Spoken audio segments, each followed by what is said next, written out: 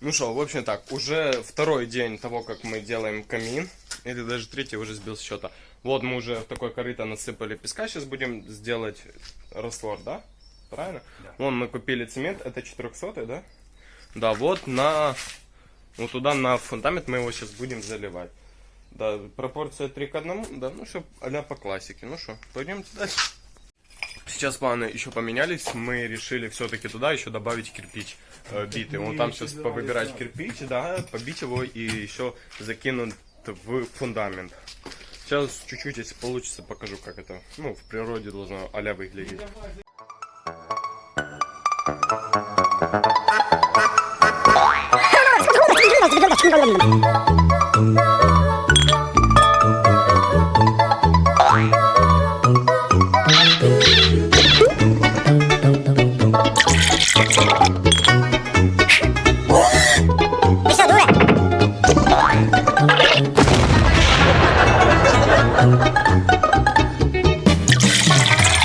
По капельке.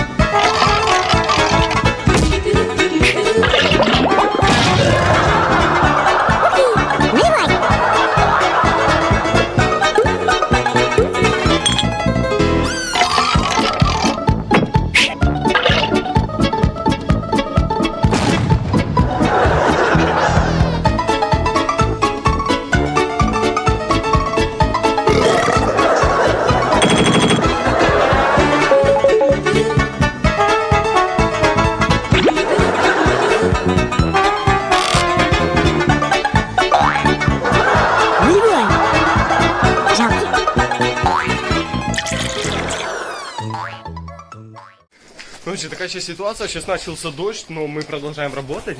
Мы вон как-то так, чуть-чуть в диковинку накрыли уже бетон, мы там залили более-менее.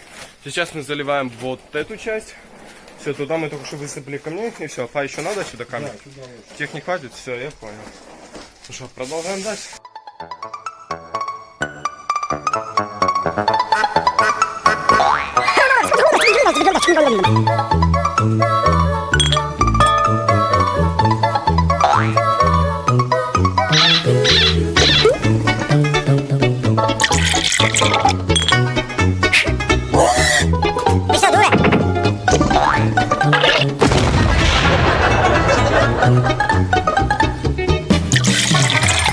По капельке.